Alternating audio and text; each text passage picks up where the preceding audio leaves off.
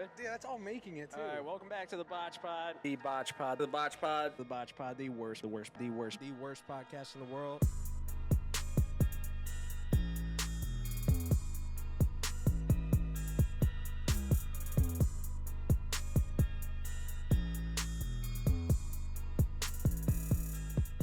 Welcome back to the BotchPod, the worst podcast in the world.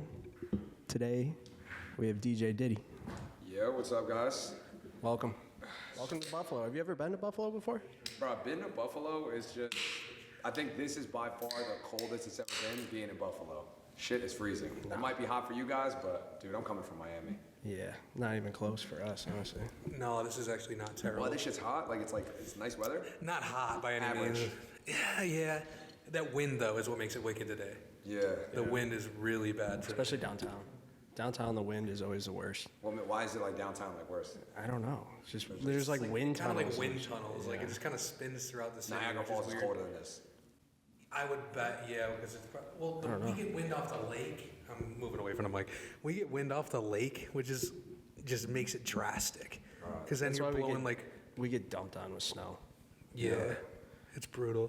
Where'd you live before Miami? You're in Miami right now. Yeah, I'm in Miami full time, but I was in New Jersey. So like I still felt the Buffalo, you know what I'm saying, energy, but not like Buffalo. But it would snow and showed you the same thing. It just definitely not as cold as up here. Right. Yeah, it's not the worst to deal with. I mean, we don't have like tornadoes and stuff, so That is I'll take true. the snow and a lot of snow at one time. We get the hurricanes, you guys get the Facts. snowstorms. Yeah. Were you down there during that? During the hurricane, so listen to this. So I moved in the same week the hurricane was happening. So and I live in I live right in Brickell, which is like just where the high rises are at. Yeah. I went in my building first day, moving all my shit in, and it's just snow. I mean, not snowstorm, like rainstorm, crazy, hailing, like wind is crazy. The water is hitting like your like windows. It was insane, bro. It was all dark as shit. You couldn't see anything. It looked like the mist. Like, damn, shit was crazy. And you're just getting introduced to it. Like, I'm living here now. Yeah. And then people are like, no, don't worry. It happens every 2 weeks. I was like, what the fuck? Yeah. I heard Miami and Fort Lauderdale didn't get hit too bad, like too bad. So believe it or not, how it's like set in general, it's like even like on a Miami day, on a regular day when it's not a hurricane, it'll randomly like hurricane rain for like 5 minutes every day and just stop. Yeah. It's super weird, bro. Like super weird. It's a tropical weather. The last time we were down there, it did that. Yeah, we it did. were drinking in Lauderdale, and it was just a random Friday. Super nice, beautiful. Dude, we're sitting in a bar for like 5 minutes. We look outside, it's pouring. We're like, what happened? 5 minutes later, the sun's out, three rainbows, like shit's weird. The road's not even wet because of how hot it is. Yeah. No, remember that one time though? When we were driving down there, it was like just a river. Like the whole road was just like flooded. Yeah. Oh, that's another thing. It floods crazy down there. Insane. Oh, yeah. Dude, that's crazy. Damn. That's why the houses down there don't have any like basements or anything. Yeah, I don't think they do. No, not many of them. Because like a lot of Lauderdale itself and Miami is built on like water. Like it's not natural land.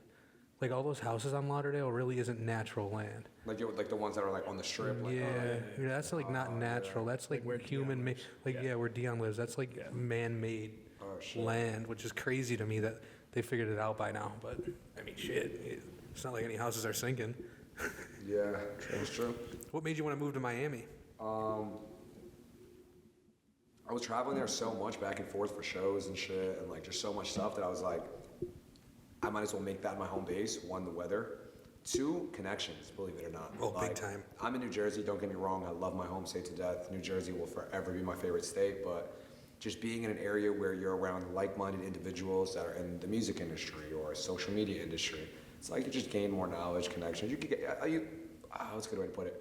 Your career progresses a lot faster. Oh, yeah. It's a better Definitely. way to put it. You know what I'm saying? Miami's becoming like a hub. It is like a a hub. mecca now. Like everyone's leaving LA now. LA's getting bad. Like Miami's the new shit. Like, Yeah. So, No, it really is. Everybody's going down to Florida, bro. I just hear this so many times that LA is just a shithole. Bro, I hate it. I used to live there. I used to live for 6 months. Hated it. Yeah. Hated it, son. It's crazy. Yeah, so what made you get into DJing? Or when did you start, I guess?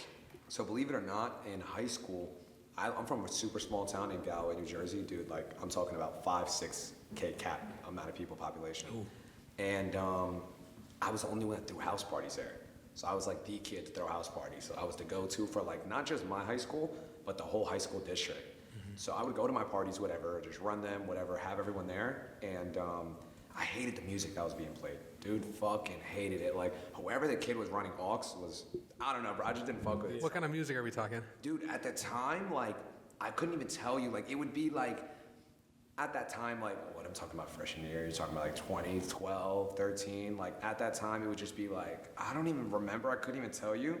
But it would just be not music that people were vibing. You could tell they were not fucking with it. So one day, the guy gave me the aux. I played a song, and I just got a crowd reaction. And I just got like an adrenaline, like, thrill off that. I was like, what the fuck? Like, I'm very good at selecting music. So my mom got me a mixer, and I kind of just went to my next house party the following week. And I'm literally learning how to do it as we go, mid party fucking up, like, and then it just kind of went, and it carried on. I did my first actual show in my hometown, Galloway, and it was amazing. Like, it was such a good turnout. I ended up going to college, kind of doing the same shit, like slowly becoming a frat DJ, joining a fraternity. I only went to school for a semester, and then it just kind of. It took off from there, and that's Yeah, I mean, building connections. A lot of influencers were reaching out, like, dude, you're going crazy with these college parties. I was at Rutgers University, Penn State, Rowan University, like, all these colleges just kind of showing up with a fucking mixer and a laptop, like, let me DJ. And that's crazy, like, as like a college student itself, you know what I mean? So like my view on like DJs that do like the college parties and stuff like that, like to go and do all these different schools. Like, it's one thing to have like one campus with one DJ and stuff like that, and everybody knows them, but you're out here like doing essentially a kind of like a tour of these. No, 100%. And what people don't realize is content is key, like with stuff like that, especially back then. I'm talking, I was in school 2016, I was in school, and dude, like, all, like, what's a good way to put it? Like, really more so, like, I would just sit there and just take these little phone videos and post them up, and they wouldn't really go viral. It was just more so when anyone went to my page, it was like, holy fuck, dude, those frat parties look lit. Yeah. And you just kind of get DMs from there, and you slowly build connections, build good energy with people, do good business with people, and kind of went from there. That's cool. That's like that's like a really like organic way too, not really reaching out. And like you said, like 2016, you had influencers reaching out to you. That's like prime, like some of these like older influencers now that really used to be on top of it. And that's like where they got their name too, back in that era. So how kind of even started with the influencers and me hitting that to the next level peak was one day I reached out to Little Terrio. If you guys know Little Terrio, kill him. At that time, and he still wasn't like he was back then, the Little Terrio we all know. Like, but at that time, he randomly popped up on my feed. I think it was World Star. I was like, I've always been a fan of him. I was like, you know what? I'm just gonna DM them right now. Fucking Terrio. Dude. And I just DM'd them, was like, yo, I think Terrio should start music and let me be his DJ. And dude, I didn't get no DM back. I'm like, all right, that's fine. A month later, randomly, dude, I get back from a frat party, fucked up, dude. Like, randomly, bro, get from my frat too.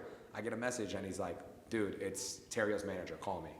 And I called him the next day. He was like, dude, I think we should start music. I believe in Terrio. I think he could be the next Rick Ross. Because he's from Atlanta, but they were living in Miami at the time. I was like, fuck it. So they flew me down to Miami, and I never went back, bro. I lived with them for like 6 months. Really? They had a fat-ass mansion, bro. Like, I lived with them, and my mom the whole time would call me, like my parents too, would be like, how's class today? And I would just like be like, yeah, you know, just regular shit. Not knowing I was living in Miami, like I had all W's on that semester. Like the next semester I picked my classes, just not show up. Like it was crazy. Whoa. Now, like at that time, like doing that and living there for 6 months, was that like just kind of like, were you paid, or were you? Do you have any income at all? So they just lived in a huge house, and honestly, it wasn't even about like the scenery where they lived. It was just genuinely gaining knowledge, because real life experience I always thought was way better than gaining, you know what I'm saying, the 9 to 5 or the school knowledge. Real life experience kind of speeds up the process. Me being around Terrio at that time, I was making World Star with him. I was kind of like his sidekick. I was making World Star. We were getting invited to OBJ's house. I was getting invited to Drake's house. We were just invited everywhere, bro. And it was just off the strength of Terrio, who didn't love that guy. Like, he's just a little, you know what I'm saying, nice kid. And at that time, I was 19, and he's 10 years younger than me. We had the same birthday. Okay. So he was 9, bro. That's and crazy. It's just, at 9, being the star of the party. Terrio. Like, crazy. But yeah, I mean, we did that. I ended up moving to LA with them for 6 months. And And then one day it just didn't make sense. I love them to death, like JB, the whole family. I'm still cool with them to this day. But I don't know, I just kind of just went back to New Jersey. And I was like, I think it's time to actually escalate the DJ Diddy career side of mine instead of Terrio's sidekick. And that's kind of what I did. I went home and I felt like fucking Drake because I was around all these celebrities. New Jersey kind of like welcomed me home in open arms. And that's when like all these concerts, hey, you're gonna let you open up for this artist, Little TJ, Mosey, A Boogie, PNB Rock. Like it was just so much. Yeah. It's kind of sprung from there. And that's like a really good opportunity. Like you see a lot of guys doing that. Yeah. Like necessarily, like everybody thinks that there's so much money involved with all this stuff, which there is in Never certain made it that way. aspects. Exactly, right? And you have to make those sacrifices to get your name around. And like you came back, like you said, you were welcomed and you felt like Drake. Like you're around all these guys, you're hanging with them. But then it's like, that's like a reputation. And as soon as you get back, you get all these gigs and stuff like that. You build that credibility, bro. And my followers were going insane, bro. I went there, I had like maybe 10,000 Instagram followers, came back with like 160K, bro. I was making World Star every fucking day with Terrio, dude. I would just be a background guy, but people would eat it up. Like, Right. they loved it. Like, Yeah. And that's pretty much it. But I love that whole family. I'm still cool with them. Terrio's like literally like a little brother to me, so I still talk to him to this day. They hit me up from time to time. So. Okay. Terry will be in the gym lately, huh? Hell yeah, bro. He lost mad weight. He lost mad weight. Yeah, he did. Terry doesn't even look recognizable anymore. Yeah, nah, good for him, man. Yeah, seriously. So like, what year was that? That was, so I finished high school 2015, and it would be I think we did 2016 and 2018. I was with them for about 2 years span. Okay. So you're about 25? Right now, I just, 25. Just, right okay, now. yeah. Everyone thinks I'm a baby because the way I look. Okay. 25. 25. Like, being a DJ, how did like COVID affect you then? So believe it or not, and people are gonna either hate me or love me saying this, if it wasn't for COVID, I would not be at the level I'm at right now. And the reason why I say that, TikTok. At that time, people, I think 80% of the industry now is where they really blew up during COVID. It's like, so believe it or not, I was on tour at the time, my first serious tour. And I had a show March 13th in Toronto. I had a show right before COVID, right before they closed the Toronto gates. Okay. So the next day, the 14th, I flew to the airport and I was the last flight that went over before they closed the border. So I was literally, or else I would have been stuck quarantined in Canada for probably a year, bro. Because at that time, they closed Canada down for a Canada went long crazy time, with bro. that, yeah. Hell yeah. So at that time, I was like, all right. I started TikTok at that time. I had a song out that I produced too that was doing very well. I was like, it's time to go full throttle with this. So just pounding content nonstop for a year and a half straight and doing virtual concerts. That was my thing. I was like the first DJ to bring in virtual concerts to TikTok. I would let fans in the comments pick what songs I'd play, and it'd be like I'm at a club, just everyone's at home watching me. So I think I saw that on your TikTok. that's what kind of brought, like, zoomed me from, I think at that time I had maybe 100K TikTok followers, zoomed me maybe to about 2.5 mil, 2.6 mil in about a year. Talking numbers now, yeah. Crazy. Dude, yeah, no, that's how like TikTok, that's how like COVID went though. Like COVID was like a terrible thing. Yeah. But like it really boosted so many people. No, it did, 100%. Whether it Businesses, was too. like, I businesses. I think it big boomed time. TikTok, the application as a whole. TikTok, Everyone yeah. was so bored at home, like that was the thing to do, Yeah. to be honest. It's from TikTok. all these Charlies, Addisons, like, Yeah. truly. That's crazy. Really, no, it really is how something like that can affect just like a broader sense. Like you said, businesses too. Like people started up so many businesses, not even influencer. So many people got those stimulus checks and shit. Yeah. And they, normal people just spend it right away. That is Yeah, true. no, No, that is true. fuck. Crazy. So I got to ask about the whole girlfriend situation. Oh, shit. Oh, shit. So, yeah, I mean, so at the time, during COVID actually, we moved in, so the house market was fucking shot at that time. Obviously, no one was renting or buying, so we were like, let's take advantage. So I gathered up. At that time was one of my considered managers at the time. We were like, dude, we need to get a house. We need to rent a property, a fat-ass mansion, move in a bunch of influencers, videographers, whatever. And that's kind of what we did. So we moved them in, but where we fucked up is we moved 2 girls in.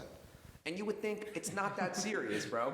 You would think 2 girls, they're our friends, they're friendly, but girls are more, in my opinion, girls sometimes have more emotion than guys. So stuff started stirring up, some of them started hooking up with some of them, and it went from business to like personal relationships real quick. Yeah. And that's where I fucked up. I fell into the personal relationship type of aspect of shit, and yeah, they went crazy. Like literally crazy. So, I mean, think about it, bro. I'm at that time, we're blowing up on TikTok, and not even just me. I had another influencer living with me at the time that was also blowing up on TikTok. So it was dope, bro. It was just everything was moving, and she just would get mad at every little thing at the time. You know, girls, I mean, you know, the fame shit, all that bullshit. But so one day I was over. I said, "Yo, please, like, you gotta get the fuck out of the house." She didn't want to leave the house. Cops had to come. Like, it was like serious shit, bro. Like, we had to call this girl's parents. Like, and she's well over the age that we shouldn't be calling her parents, but her parents drove 3 hours down. Like, insane, bro. Like, damn. And we left. I had a show. I don't know where I had a show, but we left. We traveled for 2 days. I came back, dude. My room was fucked, bro. Everything in my closet fucked up. Like, my fans made me canvases like that. I would always send like fan art. Ripped up, like scrambled, bro. It was actually fucked. Broke my monitor. Like, I had 2 monitors where I was just gaming and shit. Yeah, it was crazy. Holy shit. Me being, I didn't take it to like no like lawyer court shit at that moment.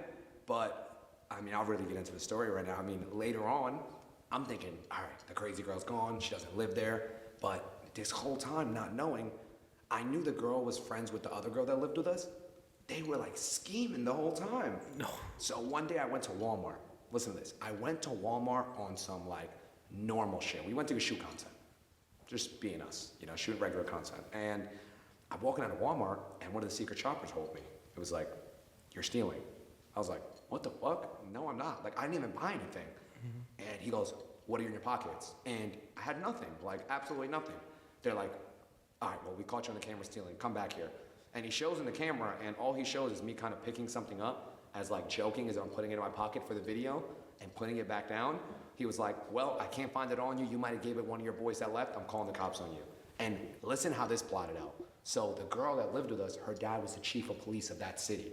So they literally fucked me, dude. Like, planned this. I don't want to say they planned it. I don't think they planned it because I don't know. She's that crazy, bro. So I don't know if they planned it, but it was just, what are the odds that her dad, a chief of police, is doing a minor arrest at apparently a shoplifting at Walmart? It was just too, and he sees me, well, what are you doing here? The troublemaker strikes again. Like, arrested me on the spot, and that same night I had a virtual concert. I was doing those virtual concerts.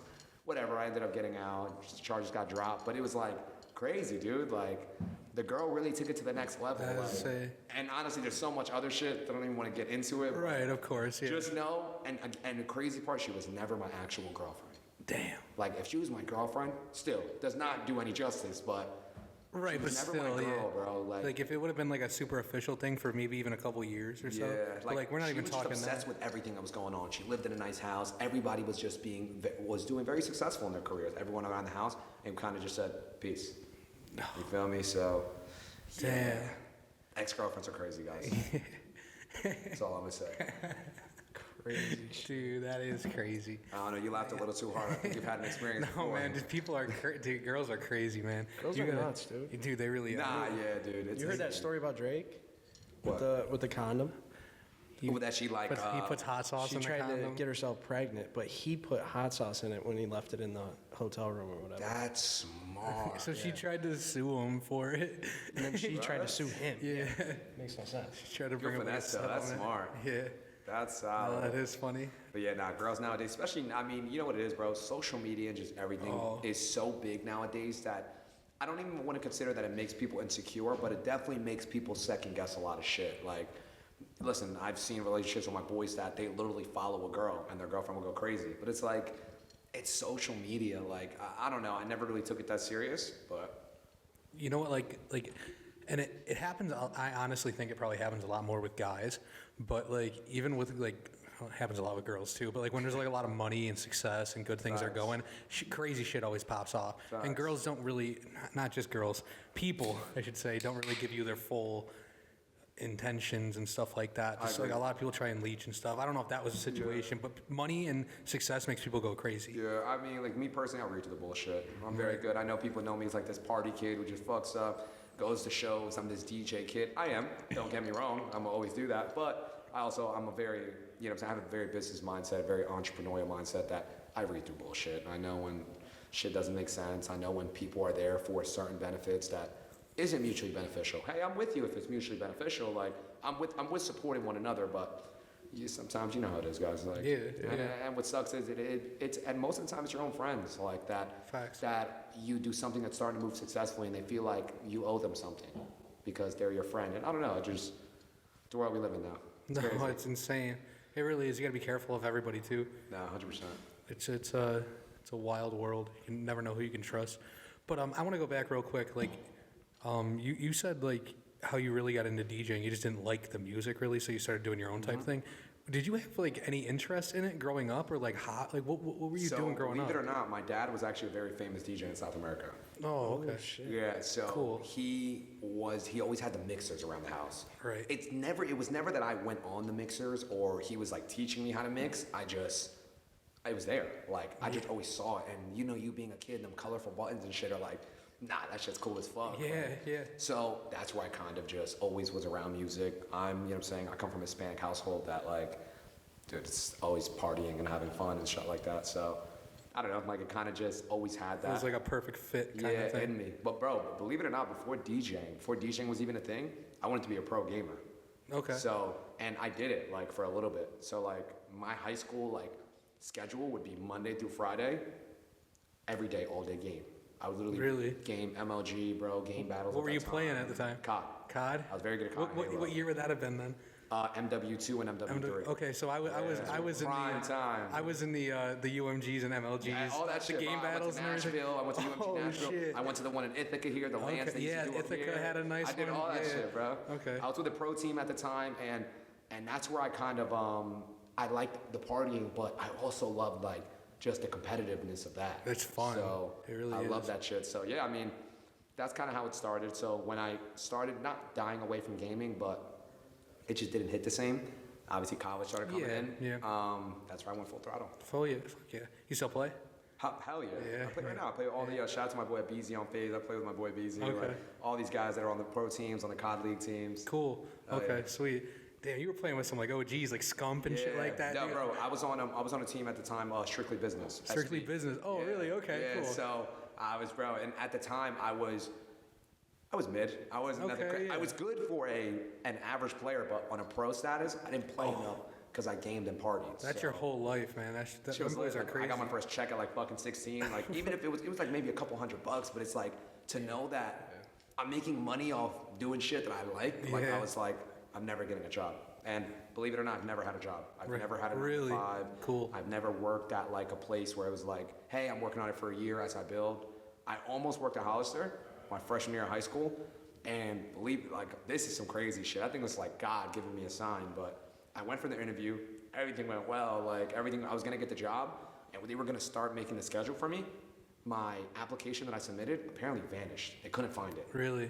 And the guy's like, make a new one. And I was like, well, I'm not doing all that shit. It was like an 18-page shit. And I never showed up ever since. So that worked out pretty well for you then, and you can still run. Like, it. imagine, bro, if that application was there, I might have been like some Hollister fucking manager right now. Like, that's crazy to think that. That is. And that this is is. before the DJing, too. This is freshman year. That is crazy. Damn. That's insane. That's crazy, right? That shit- a crazy lot how of- shit works out. A lot of weird shit in life that you don't expect to happen, and it, like, takes a twist on, like, where you're currently at now. And you know what my favorite part is? You don't necessarily know it in the time, but like once you look back like a couple years later, it's like, oh fuck, and you realize that. That's what I think about him and I. Like if him and I weren't at the same place at the same time, like we did the same thing, but that's how we connected. Yeah. And it was like, it just works like that. Now here we are, like 3 years later. You think everything happens for a reason? 100%. Yeah. And I feel like even when like quote unquote bullshit happens or shit isn't going your way, like it's a test, bro. It's like kind of like, hey, like this is meant to happen to make you feel the way you feel because it's either you're gonna kick the fuck up in life, you're either gonna go left, you're gonna go right. Like that's kind of what it is. Even in friends, relationships don't work out, not just on a boyfriend girlfriend, but friendships. Like fuck, that was my boy 5 years ago, but it's like it's for the better. Like, and I don't want to say that in a fucked up way, but you never know. You don't know until you continue your life and focus on yourself. Where in 5 years you might go back to being friends with that guy or your boy, girl, whatever. But yeah, Damn. so I think. Shit. Life happens fast too. Hell yeah, bro. So fast. We just talked about fucking MW2, MW3. We're like high rise, bro, Bro, Rush. so- And now we're like, we're on MW2 now, but the remastered version, like, It's crazy. It's always so much better. Like you have like you've been out in LA. Have you ever like linked up with like the Phase guys for anything? No, because when I was in LA, only time I ever went was when I was during the Terrio shit. Where at that time I was hanging out with like Little Xan when he was like on his prime. Right. Roy Purdy, all the influencers. Roy Purdy, dude. Vicky, the Holy Gods, like just the influencer guys. Yeah. The Team 10 house. I was at the Team 10 house a lot. Shit. Okay. Yeah, that's it. OBJ's house. What else? That's it. All this That's cool. private That's cool shit. though. Who's like the craziest person you met? Met in the aspect of being in the same room, or like shaking hands met? Shaking hands met, I would say. That's a good ass question. Probably. I would probably say Meek. I'd probably say Meek Mill. Meek. Yeah, Okay. I'd probably say Cool. Meek. He follows me on Instagram and Definitely. everything too. So What about the most like genuine, like nice dude that's like fucking like PNB Rock, 100%. PNB Rock. Like Really? hands down. Really? Like even from the beginning, I did my first ever show out of state, and PNB Rock was a headliner. Dude, I'm talking about. This was like 6 months after I came back to New Jersey, like after the whole Little Terrio situation, and I was getting booked like everywhere. And I went, I was like their opening DJ, and I didn't have my own green room. It was like a festival type show. Everyone has their own things. I was an opening DJ, they didn't give me shit. PNB Rock like saw me DJ, and he was like, nah, come in my green room. And he let me in, and like he like gave me mad advice. He said, yo bro, like you are good as fuck on the mic. Like you are very good at what you do. Like if you ever want to be my tour DJ, like it was just so much love. And believe it or not, I mean, dude, obviously rest in peace PNB Rock, but believe it or not, the last time I saw him was here in Buffalo. I did a show with him at Venue. It was in December of it was right before, it was around a year ago this time. Not this past December, like around that time. And we did a show at Venue, and same thing, he goes, bro, I still remember you from that fucking Arizona show. Look at you, you went from opening up for me, and now you're the headlining DJ here. You have just as much fans here as much as I do. Like, it was cool, like, you know what I'm saying? That's It's great. dope. That's fucking cool, man. Hell yeah. Good for you, man. That's awesome. Love to see a success story pan out like that. Yeah, and I'm definitely not done, bro. Like, No. I definitely want to one thing with me is, like, I don't care to be the biggest DJ in the world. I just want to have a brand that not only is for the youth, a lot of my audience, a lot of my fans are, like, the younger kids, but, dude, I just want to just have fun and just show people, bro, there's a way you can actually get lit, fucked up with your friends, have fun, but also make a business out of it. Like, that's my goal, bro, to showcase people that you can have this fucking DJ with green hair walking around, jumping around, but you can make an actual business out of something you enjoy doing. And that's kind of my message, like what I want to just bring out to everybody. That's cool. So, like with the DJing thing, was it like a tough thing? Now that you say like your father was also doing the same stuff, like was it like tough for you at first with like the whole, like you said, everything's so colorful, these bells and whistles, all these knobs, yeah, and if you bro. twist one the wrong way, it's fucked up. That shit made no sense. Because I don't understand it. Bro, the only thing I understood when I got a mixer was like the two play buttons and this left thing right. The left goes on the left side, right goes on the right. I never understood no knob bullshit. I'll be honest, bro. To this even day, some of the, obviously I know everything, but you don't even need most of that shit. Like, you really don't. I'm an open format DJ. I'm not an EDM DJ. I do all types of music. I'm not in a specific genre, so I'm not a very heavy set where I need the lo-fi, hi-fi filters out. I just kind of just open format vibe out. Yeah, it's kind of like I do like video and camera and like editing and stuff, and like there's so much to it. Nah, that shit's harder. But like exactly what you just said, there's so much into it. But you don't need But you all that. really like, I mean, like some of the features are nice on some of these cameras, but like I can make that camera work almost as good as this camera, but besides certain things. Yeah. And it's just you really got to know what you're doing. But it's like even editing, like there's all these crazy things, but it all. Yeah, I think the most important part of DJing, it's not even understanding. The technicality is also very important to know, but it's understanding your crowd.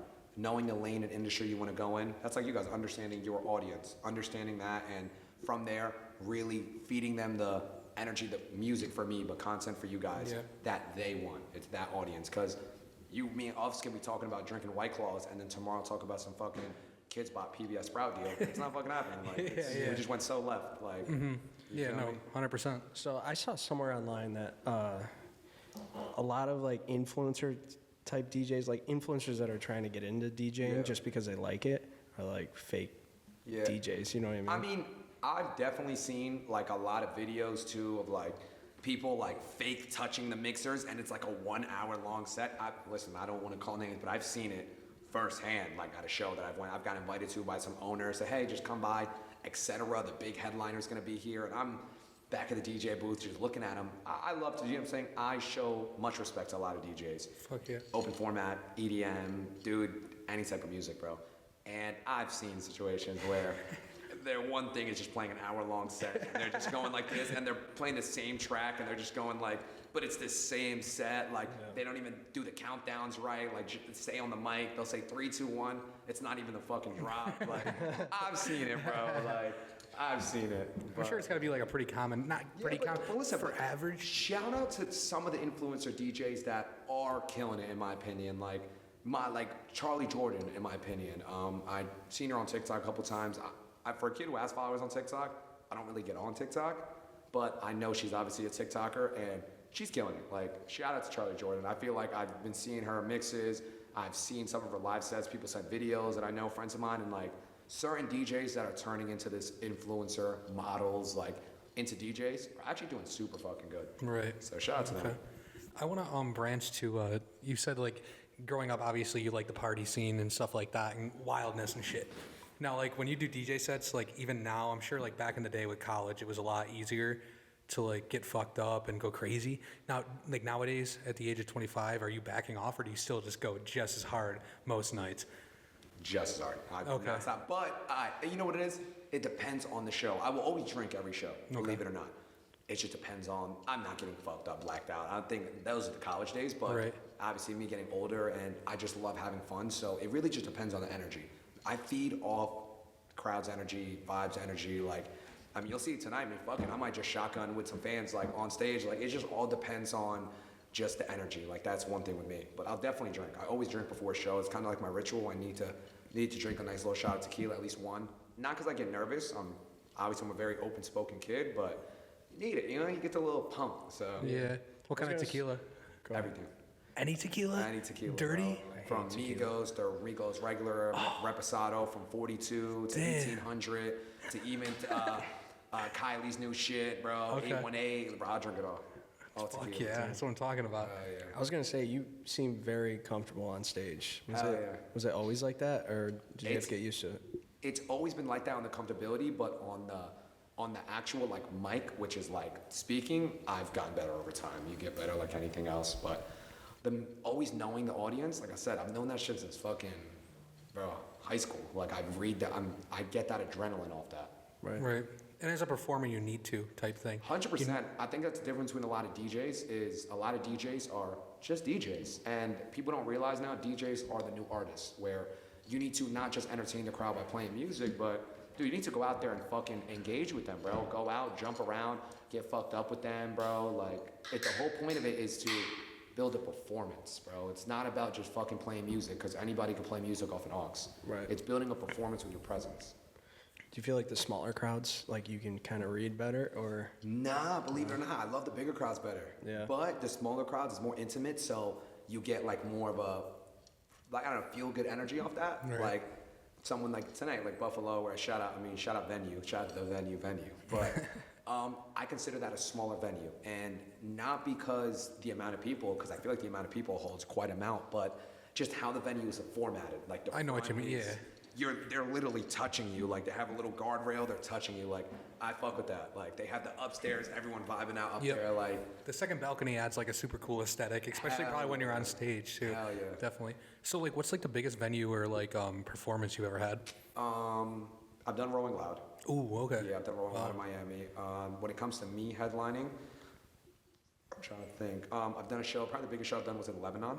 Oh, in the Middle really? East. It was like 4,000 or 5,000 like kids. So believe it or not, this is before I was even like known, before the Terrio situation, before all this shit. Like, damn. I just started. Somebody randomly reached out to me and just enjoyed me being this college fucking just partier kid at Rutgers University. So we did end up going to Amman, Jordan, Lebanon. I went to Israel. And yeah, we kind of did like a little Middle Eastern tour run, and just Lebanon just treated me like I actually felt like fucking Drake, bro. Like, I went in there and he was like signed to me, and at that time, bro, like, dude, I don't want to say I was a nobody, but I was a fucking nobody. Like, it was crazy. Like, and knowing that it came off the strength of me, I think it was because I was American. Like, American DJ coming to a country like Lebanon is like not heard of. It's not a common thing. But it was lit. That's crazy. One of the nicest, most beautiful countries It I've been really to. is. Damn. I've never been out there, but I've heard Dude, it. it's I've heard super that. nice, bro. It's like Miami. Really? Yeah, it I've gives you heard like that. Miami vibes, beach, like super high sky, like skyscrapers and Cool. shit. Cool. Dope. So that, What's like your craziest fan experience? I know you got at least one great story.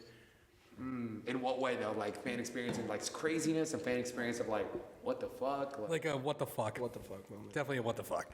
Those are the most entertaining. It happened in Connecticut, in New Haven, Connecticut. Really, Connecticut. Yeah, at a venue called Toad's Place. So I was performing. Shout out to Hyperglow. Hyperglow is obviously the promotional company running tonight's event. I've worked with them for about a couple of years now, but shout out Hyperglow. They booked me as my first ever Hyperglow like run with them. They do like tours and whatnot. They do like runs every season and whatnot. But I went and first ever show Hyperglow. This is at the time past the Terrio shit. I'm already getting booked. All this Arizona shit. I'm getting booked already. And I go, and in the front crowd, like I said, I jump into the front of the crowd. I mosh pit. I don't give a fuck. Like, I go crazy. And I'm looking at this girl, and she's going like this, like with her lip. And I was like, what the fuck are you doing? Like, and I'm looking right, and I'm really staring at it. She's like, and I didn't get it at the time. I'm locked in my show, right? Later on, go down to the green room. Everyone's there, the Hyperglow girl, just the staff. We're all like, great show, bro. Your first show, you did solid. Like, it was lit as fuck. Like, and they're like, yo, somebody wants to meet you. And it was the girl that was showing me the lip. I was like, all right, bro, this girl's like, trying to fuck or like something, bro. I'm like, what's going on? She goes, look what I got of you. And she got my name tattooed on her, DJ Diddy, under her That's fucking lip, crazy. bro. I forgot her name. It started with an M, but shout out to you, though, bro. That From is Connecticut. nuts. Yo, bro, and this is time. I'm still not where at that level. This is before TikTok was even a thing. Like, Right. And it to was think crazy. Connecticut, too. Weird ass. That's like, it's like just a definitely random left. Yeah. location. That's crazy though. That was so far like the fans not that crazy. I've had a couple fans now tattoo their name. Okay, but that early on is just Yeah, insane. it was just weird. Yeah. Like now, I mean, obviously I'm nowhere near where I want to be at. Now it kind of makes sense. I got bases on certain social media platforms, but dude, at that time, like, I don't remember what my base was, but it wasn't. I just had the local scene. Yeah. It was weird as fuck. Who's like one DJ that you kind of look up to? So believe it or not, I wouldn't say I look up to any DJs because I feel like I just want to build my own brand, like in just what I do. But DJs that I admire and I like the lane that they're in when it comes to audiences. When it comes to, like, my goal is to really do a mixture of, I wouldn't consider do a mixture, but situate records and cultivate executive produced records like Khaled, but also have that fun, energetic college audience like a Pauly D, where he utilizes social platform, obviously being on TV shows, and he's selling out these clubs and everything like that. And people are coming to just enjoy him as an individual. Doesn't matter really what he plays. Yeah. And same with the whole difference with Khaled. Like, I got into music because of Khaled. My old manager at the time was like, dude, like, you're never gonna pass that next level until you produce music. And I'm like 5 records in, and we're fucking killing it. So Fuck Killing yeah. it for sure. Good, yeah. good for you, man. That's awesome. hell yeah. Who's like right now, like favorite artist on scene? Like, what would you go with? Or you could do like top 3 or whatever. Like, Major artists or up and coming? general, whatever you want. Okay. I would do, for a major artist that I enjoy listening to, this is a personal preference. That's pretty hard. Yeah. That's pretty hard. I mean, I would include some DJs on there. John Summit, shout out to John Summit. He's doing very good, and obviously in the tech house, he's opened up such a lane for the college audience. Artists like 2C, artists like, what else? Hey Boogie, like the regular, you know. Yeah, yeah. But yeah, when it comes to up and coming, really more college-based artists. Fresco Trey, Charlie on a Friday. Very dope, like college. Like, I don't know, I Yeah. fuck with that lane of music. For so, sure. Hell yeah. That's cool. No. I mean, it's always important to give I don't want to like make this come off as like a bad way, but for like some like people in your position at this point where like they kind of forget their roots type thing, and like the fact that you even just brought up like up and coming stuff like that Yeah. is insane, because there's a lot of people who won't even like it's not that they won't acknowledge it, but like, you know what I'm saying? Yeah. Like a lot of people are like kind of They stingy forget about still. it. Yeah. I like- mean, well, these guys that I even brought up, I mean, they're doing very well. They're not like super up and coming, but Right. in my opinion, I think both of those artists are super in like the mainstream realm that can No, kill it. yeah. Oh, I totally forgot to even bring it up. My favorite artist that I would consider right now, I don't know why I couldn't even think it up, is definitely Mike Stud. Even to this day. Okay. Even to this day. And people are gonna look at me so left, like, dude, Drake's out. What? Little Uzi's out. Like, But dude, I don't know why Mike Stud is just such a realm of like the college, but also not just college talking about party bullshit. Like the same shit all the rest of these artists talk about. So, Right. Yeah, shout out Mike Stud. That's cool.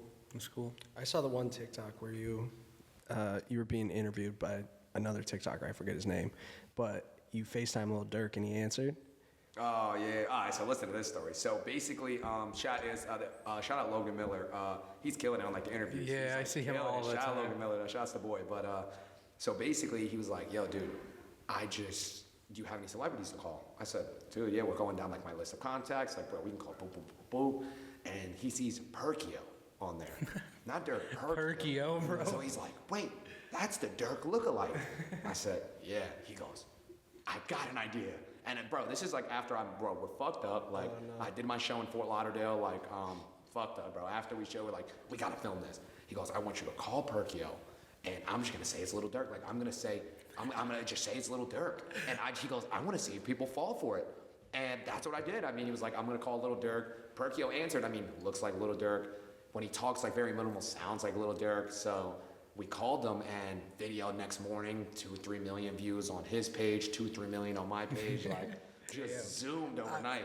I was gonna ask if that was set up. Crazy, 'cause you got me.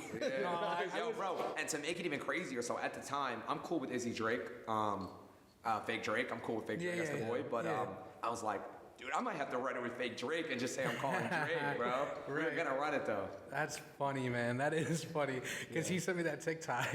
And, like, I'm super skeptical on TikTok. Like, over the past, like, 3 years, you'd never know what you can truly believe. Very true. But, like, that's just, like, it's just, like, content. Yeah. So And it's, I'm honest with it. Like, if we're doing stuff that's a little bit fabricated, like, I'll be honest. Like, real shit I'll also be honest on, but most of the stuff is straight up, like, real shit. Like, yeah, no, for sure. But, like, dude, that's funny, though. That's good. Right? It's dope. I saw a lot of people said the girlfriend shit was fake. Huh? So the girlfriend shit was real initially, but we extended it in the aspect of like going to court and shit like that because you know what it was? My fans just wanted like a real like, you know what I'm saying? They wanted a story out of it. I was Content, like, man. I was like, well, you guys know I actually got arrested. Like it's not bullshit. Like I have a shoplifting charge. I never shoplifted, but like fuck it. I mean, I'll run with it. Content is king, man. People love drama too. Hell yeah, it's weird, bro. Yeah. Like it's not even that people like seeing their downfall. People like seeing other people have problems. Like Facts. you Facts. notice that, bro? It's like the most like you'll go to World Star and all these pages like Barstool, and it's like when somebody has a problem, that's like oh no fucking way, dude. This person got caught. Baseball player, steroids, or bro, even the hip hop industry. This person did this. Blueface and his girlfriend, like. Dude, it's just like crazy shit. Like LeBron just broke the shooting point record. Yeah. And like you see more about Blueface on Twitter than you do LeBron, bro. Beating It's each crazy. other up, like it's insane, bro. Like That is crazy. No, you're right. People love like the negative Eat it up, aspect. bro. They Eat eat it it up. right up. Just like reality TV show. But Yeah, you 100%. gotta go full into it, Bro, man. think about it. I feel like reality TV shows hit such a new level in a great way. And like, bro, all these shows like The Circle, all these shows like Love Island. There's a new show, Perfect Match. Shout out my boy Joey Sasso. It's on the show. So I mean, I feel like reality TV has definitely hit like, I thought it was gonna be like dead after Jersey Shore, but they've just took it to the next fucking level because of Netflix. Yeah. They really Have you did. seen the one Florida Bama Shore? Yeah. I haven't seen it, but I saw it on my Netflix. I added it to my list. It literally looks like, even the cover looks like Jersey Shore, right? That's why I added it. I'm like, oh, this is gonna be the same fucking shit. Yeah. Where's that? In Nashville? I feel like it would be in know. Nashville. It's a party city, like I'm not sure. Alabama Shore. I don't know. Yeah, it Florida, might be down in Alabama. Florida. Yeah. No. Oh wait. Oh, what is it called? Florida Bama Shore. Florida, Bama Oh, it's Shore. probably right on the coast. Dude. Well, there's Right on like the edge. people from, I watched like one episode of it. Yeah. And it's just like, it's not like Jersey Shore, like the tip, you know what I mean? Like Yeah. it's weird. Like there's like not very super attractive people on it. They have like a farmer fucking show, Yeah, I like just dating saw show. that, bro. I just saw that. It popped up like in the Super Bowl, right? The commercial, right? I saw that. It's like farmer's wife or some shit. That shit's Hell got me yeah, I saw dead, that. bro. Like, Nah, I don't know how. They're making shows. they're really doing anything at this point, man. It's crazy. Believe it or not, I was supposed to be on one of the reality TV shows, and just last minute, I just decided not to move forward. My managers didn't want me to because it was just obviously a lot of just NDA bullshit involved. But I was supposed to be on the show The Circle, Oh, okay. Everything was good to go. I was heading out to the UK where they film it, and just last minute, it just nothing negative towards them. Everything was amazing, but it just.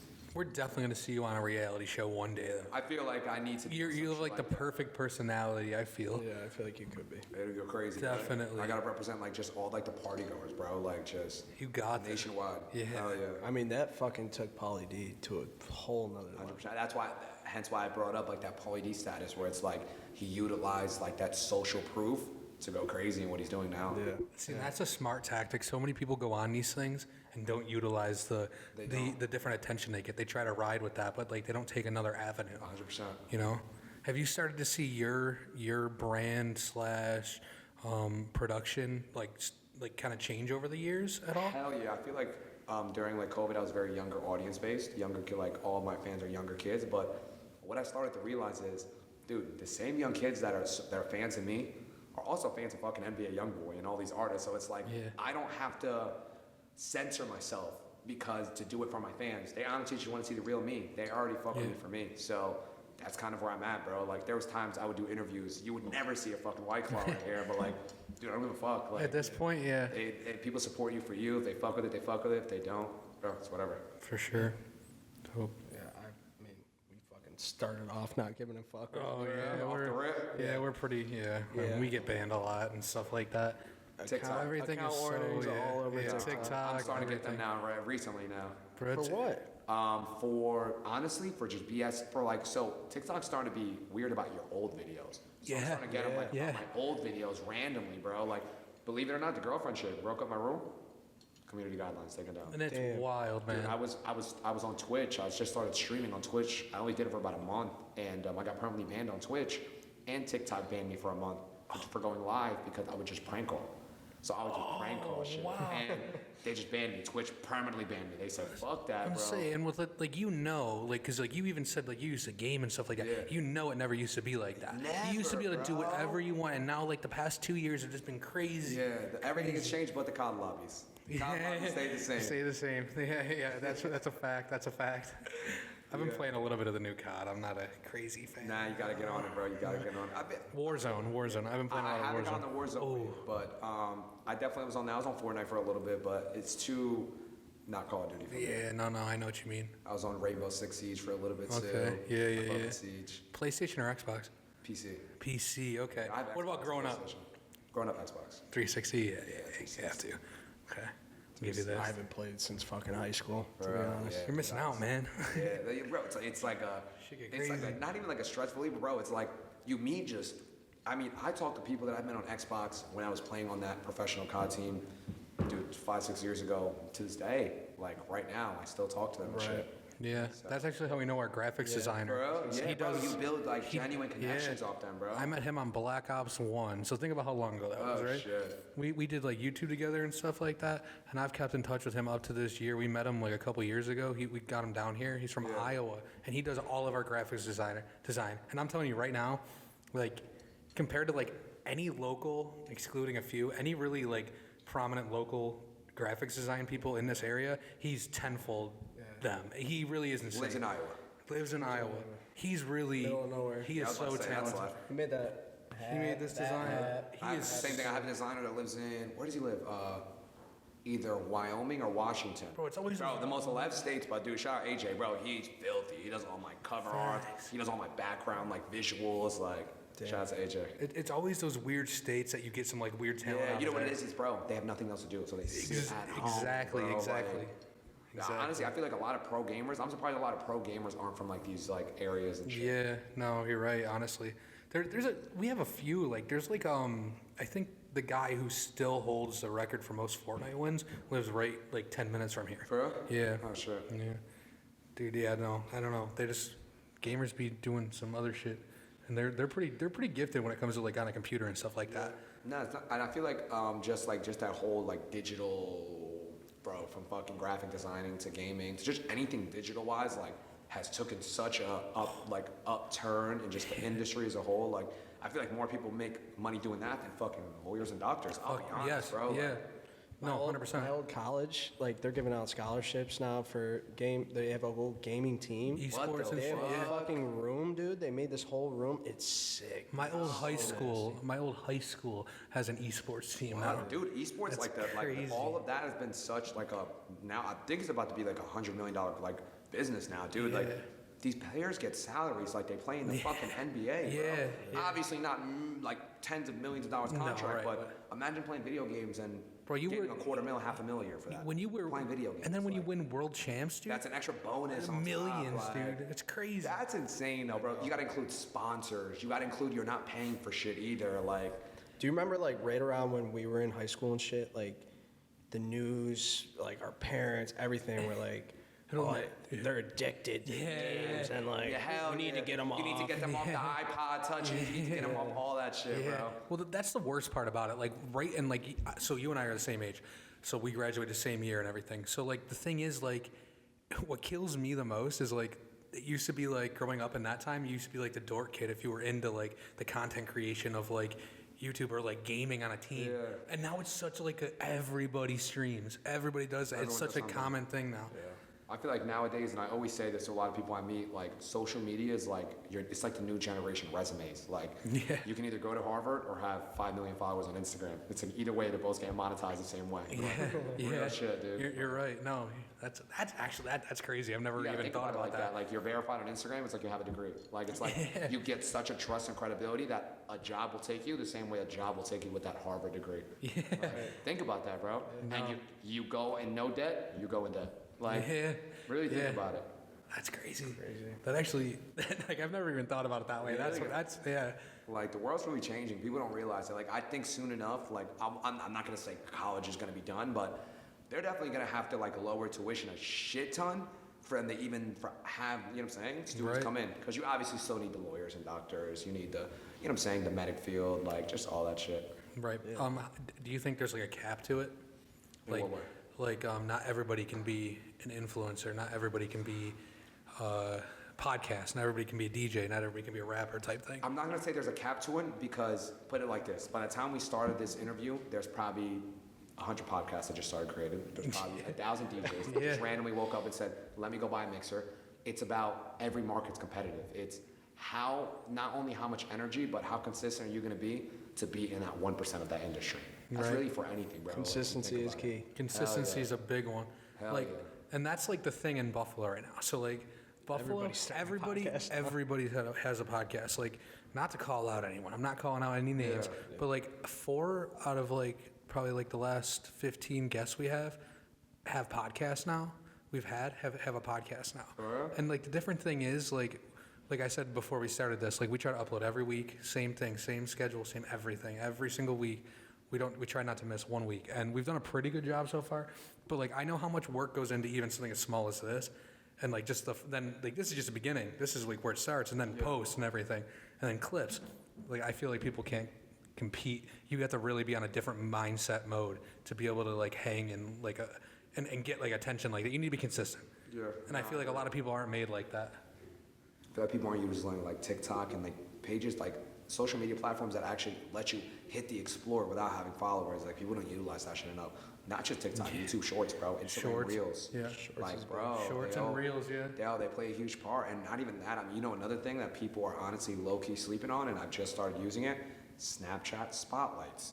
Bro, that's been a fucking monster We've been trying to figure it out. That's been a Snapchat's so monster bizarre to thing. work with. Monster thing, bro. Really? Monster thing. I've gained, aside from the financial benefit that they pay you 100 times more than any platform, I've gained maybe even by the time I'm sitting here looking at my phone, probably another 10, 15,000 subscribers. And all I do is utilize my DJ videos and just universal content.